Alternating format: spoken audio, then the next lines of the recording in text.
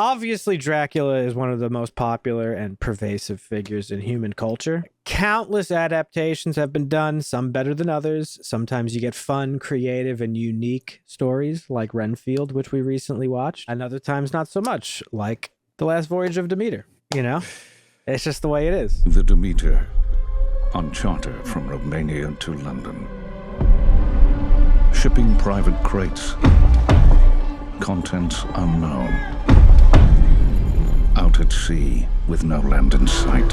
So this is based on Bram Stoker's Dracula, published in 1897. Dracula, the novel, is what's called an epistolary novel, which means it's written as a series of letters, journals, and other types of documents like that. This story... I don't really like those, I'm just going to say. That's fair. I don't know if I've ever really... I don't think I've read anything like read that. one. I've never read Dracula. Seems hard to read. This story is based off of a chapter of the novel Dracula, and it's told through the journal entries of the ship's captain. So our story here is basically about some crew members of the cargo ship, the Demeter. They're transporting some shit from Romania to London, and unfortunately for them, Dracula's on board. The Count's reasons for moving to England are never explicitly spelled out in the novel. But at the time Dracula was written, England was like the world power, and London was pretty much like the capital of the world, at least as far as the British author Bram Stoker was concerned. So anyone with aspirations would, of course, probably move to London. But in the novel, there are hints that Dracula wanted to expand his power, possibly even creating a new monarchy of vampires. But in the film, our character Anna just says like, oh, he like ran out of people to feed on in Romania.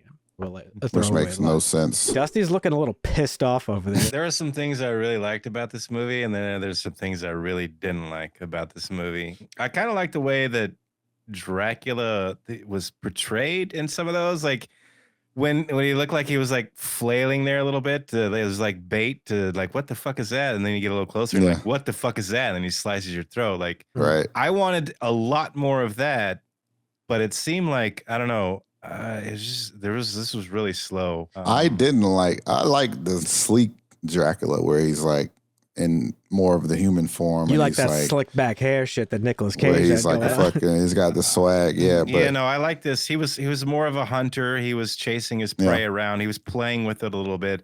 I got that whole aspect, and I kind of liked it, but there wasn't enough of it. Well, I mean, we know how the movie starts because we see the ship crash, so we're basically you automatically assume, okay, nobody made it. Yeah, and then it just takes forever to kill everybody. I did enjoy watching this movie. I don't think the plot was particularly. I like the setting for sure. I think that carried a bit.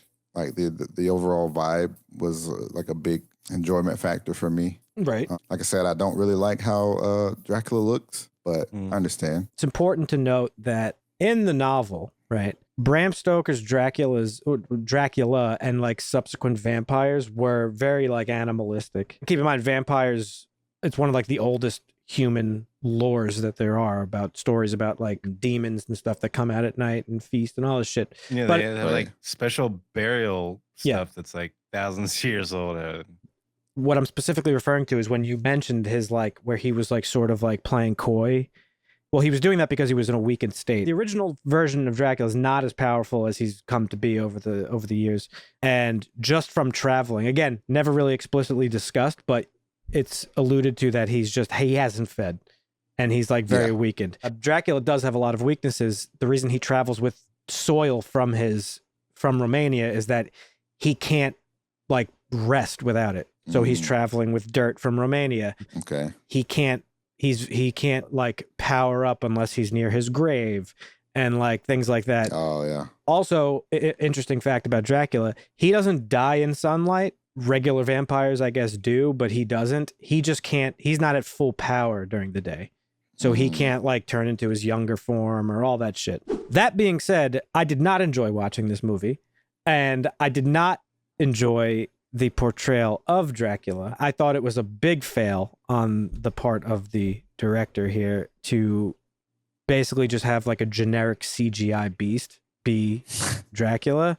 It looked like a little ghoul. The CGI in the movie just looked really cheap, and I think that's unfortunate. I think if it leaned into the use of practical effects, the movie would have been way more intense. Because the movie does build some like cool moments, but then they reveal a shitty CGI creature. Like at the moments of climax of these intense scenes, it's just like a shitty CGI thing, and it kind of just, like it kind of ruins it. And when they had him like being creepy and like standing behind people, I thought that was cool. But like you said, once you saw there's some moments what he actually looked like, it was like kind of a letdown. I don't really actually know who this movie was made for, to be perfectly honest. I don't imagine, Marvin, you're probably not like super up on your Dracula lore, right? Definitely not. No. I don't even think this movie was made for you because like it shows you the ending and you're not an idiot. The movie telegraphs so much like what's going to happen. Like, yeah, the ship is cursed, the ship is doomed. It's the last voyage of the ship too. So I just don't. They tried to throw a little loop, you know, when the cook took the lifeboat away and you're like, oh shit, there's no lifeboat anymore. We better burn the ship and kill him. Motherfucker, he flies. You already know he flies. If you're close to shore. You've seen him fly. He's just going to fly to shore. What the fuck? After they saw the first guy burn up, why weren't they staying up all night with like some kind of defense situation set up and just sleeping during the day on the deck? This movie, I think, would have been way better if it just used the concept of being on board a ship with Dracula instead of doing a one-to-one adaptation of the story, because this had a pretty good opportunity to go the route of The Thing, I think. Because there was like a brief moment where the crew was like, kind of like, did you kill all the animals? Yeah.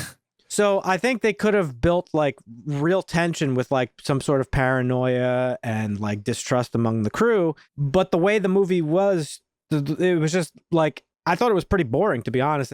This movie's based on a story that was written in the 1800s, right? Right.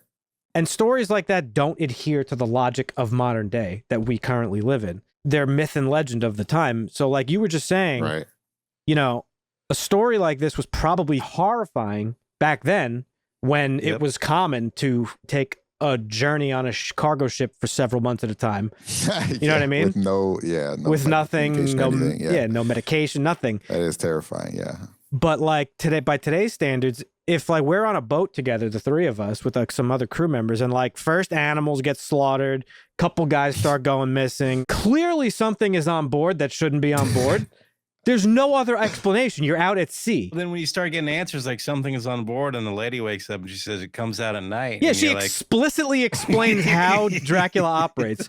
Yeah, like, nah, don't believe that. It's got to be a logical we'll look a little bit during the day to find him, but we couldn't find him. So it's just because they kept pushing Clemens to be like the logical guy that eventually like, oh my God, he finally sees the light. Dracula is real and he has to hunt him down. But it's like, no, bro. I did like the portrayal of the created vampires though, like how it was kind of like or zombies. Kind of like rabies. Yeah. You have your higher vampires like Dracula who are powerful, who could shapeshift. Like regular, like punk ass vampires can't do all that shit. Right. It's one of the reasons why I really like control themselves. That sort of thing. Right. Yeah. This is more of like a blood infection. And again, it's very faithful to the book Dracula, because in the book Dracula, there's a character in the book who is all infected by him, and it's not until Dracula dies that she is like freed of the curse or whatever the fuck. So, yeah, I think really that was the big failure of this movie, is that it did do just a one-to-one adaptation of the book. Not to say that Dracula is not a good book. I've never read it. I'm sure it's great. It's obviously had a lasting impression on humanity. All right. That being said, stuff that was scary in the 1800s isn't really scary in 2023. And I feel like you have to sort of like adapt it to our time period. I appreciate what it was trying to do, but personally, and I don't know if you've ever seen it, Marvin, I would assume Dusty has, but I think Bram Stoker's Dracula from 1996, 1992, directed by Francis Ford Coppola, was a way better adaptation of that book, because that movie builds on the book of Dracula, doesn't just do a one-to-one representation. It takes the story from the book and then adds a whole bunch of stuff into it to make Dracula an empathetic character. He's not just some evil monster. Right. This isn't me criticizing the book Dracula. It was effective for its time, but it's not effective for now. Storytelling and stuff has gotten a lot better. And I feel like Right. the failure of this movie was just doing exactly what the book did. And like, here's the story from the book in 2023. It was just, I don't know. Everything was just boring about it. It's a bit boring. Clearly it was a choice to be like, hey man, this is a cool segment. Like, it's a cool idea. Like the fact that Dracula Oh yeah, it's is great. broken Yeah. down into like letters and stuff. And this is just a chapter of the book. I think that's awesome. But like, I don't know. It needed something more because it just didn't do it. It wasn't scary. There was no It tension in wasn't it. scary at all. I didn't give a fuck about any of the characters other than the dog. And like you just know that they're all gonna die because of the name of the movie, and they show it to you. And then there's the people like me who know the story in general, so I already know how it's gonna end. There's just nothing there to keep me interested and hooked. And I was like Dusty. I wasn't falling asleep, but I was like checking my phone and drifting, and I was writing notes for the show today, and like, you know, it just overall I did not enjoy the movie. I mean, listen, vampire shit has been done left and right. So there's like not a lot of new territory to uncover. Again, Right. another reason why I appreciate Renfield so much. It's telling the same story. It's just here's Dracula and his familiar, but it's done in an interesting way. You don't prefer Twilight's Oh, portrayal of no, vampires? Whatever. It is what it is. Things happen. Not everything can be a hit, and this No. wasn't. This has a 6.2, I'm sorry, on IMDb.